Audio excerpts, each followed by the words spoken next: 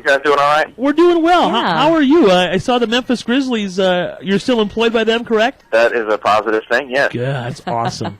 You guys have the number 2 pick or number 3 in the next big draft? We are number 2. Wow. I have to tell folks, I saw Diamond Dave, was it in February? When was it? February, March? In Cleveland, yeah. In Cleveland. The Memphis Grizzlies came to town, and I contacted Dave just, on a whim. I said, hey, I'd love to, check out with you and hang out, whatever, and he got me some tickets. We got to read through the tea leaves in that, so for those who don't know, yeah, I'd love to see you. Can I get free tickets? I'd really love to see you, Coach Dave. It's, hey, can I get some tickets? No, but can I get a ticket? But now most people, Dave, and you know this, would just get the tickets and then leave. That's right. Yeah. That's right. I came down and said hey and shook his hand and gave him a big old hug and reminisced about stuff. But you know how it is. Now, Dave, let me know. Would you have preferred if he would have just gotten the tickets and left? I tried to see if he was being true about it. I tried to get him, hey, you want to go to lunch, before the game? You want to hang out? No, I just want to get the tickets. No. No, the problem was is that I, worked that day. Yeah. And we were an hour and 10 minutes out of Cleveland, so I was taking my father-in-law. And then we couldn't get up there. I really wanted to do lunch. That'd been awesome. It was all good. It was good. Unfortunately, we only go to Cleveland once a year. We only play them twice, once here and once there. Yeah. So how do you like being in the NBA? It's good. It's good. The lights are pretty bright. There's a lot of people at the games. There's a lot of media and all of that stuff. And, the hype and all that. But at the end of the day, it's the same game as the game we're playing in the CBA and in the D League. So players a little bit bigger. You can't just cut them and send them home when you don't like them.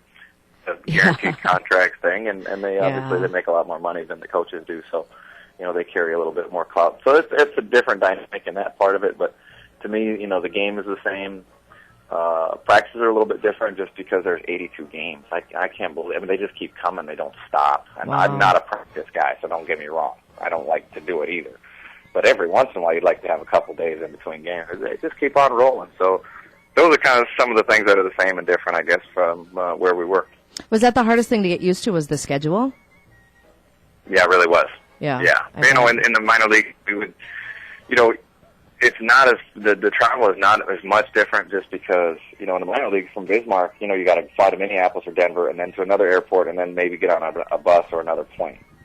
And so it would take all day to get someplace, then you play the game that night, and then it would take you all day to get back. Yeah. And so, even though we played fewer games, we were almost gone about the same number of days. Obviously, the travel's a little bit different. As soon as the game was over, we roll on our bus, we go to the plane, and we go, home or wherever we're going next. So, it's not completely different, but the games, that's the biggest thing for Kara and the girls. They keep on coming. Wow. Now, the media over there, are they as nice as we are, or are they more cutthroat? It's a kind of a different market. Every market is different. You always say different, but that's a nice way of saying. But it's a small market, so there's not a ton of. That's kind of similar. We had, when we called the press conference, we called it, 2 or maybe 3 TV stations, depending on what was happening in the market at the time, and the newspaper guy and the 5 of us sat around and we told them what we were telling, and then we rolled on. But it's not that much more here. There's 3 channels. And, the number one thing in the news every night seems to me, I don't watch the news just because it's like Murder Central, Yeah. Can you guys hold on 1 second? Yeah, no problem, Dave. Yeah, all right. Dave, of course, the family man now. Back in the day when he was just dating Kira, it was kind of like we showed up with breakfast and that was it. But yeah, now he's actually. I took care of it. All right. Okay, good deal. I was just saying. They're getting big. They're 6 and 3 now. They can argue and use, language you don't want them to use. And Where'd they hear that language, Dave? I have no idea. I learned it from you, Dad. You got Kara's barn language, and you've got Daddy's, coaching basketball language. Kara's barn language. You have to give her a big old hug from us because she has been so awesome with helping us and promoting us to everybody she knows. She just rocks. She's getting after it. That Facebook thing is interesting. Holy cow. It is. Do you have a Facebook page? I know I'm on Kara's page, but no. Don't even ask, Sturm. I wouldn't even give you the address if I could. We just look up. We put Diamond Dave. You come right up. It would. Hey, does anybody in Memphis call you Diamond Dave? I know you're. Not the head coach, but you're close. No, that's got us unique to one place and one group of people, right? One group, two people. Actually, two people in particular. That's Diamond Dave.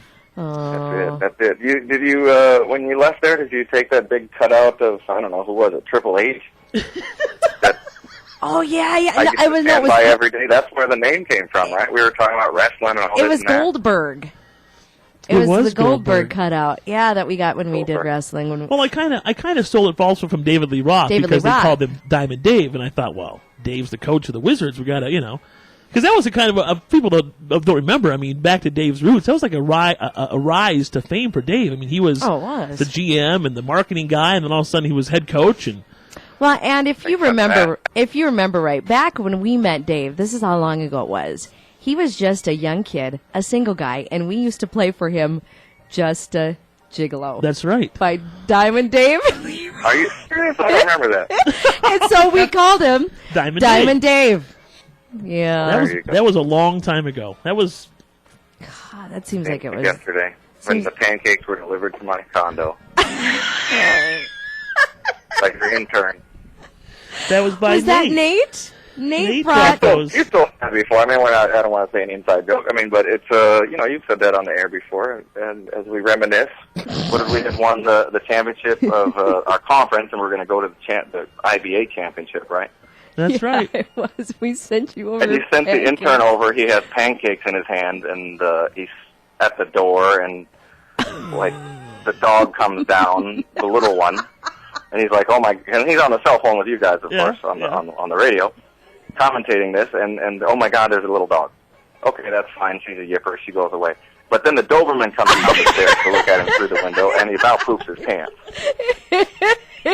Finally, I roll up over there, and I open the door. I'm like, "What do you want?" He's like, "I got pancakes for you." And then he sneaks the cell phone from like behind his back. I know, by the way, you're on Brady and Stacy. Yeah. And, I could never speak. I always lost my voice and everything. Yeah, because you would just yell the night before. It was fun. I smiled. It's good stuff. All right.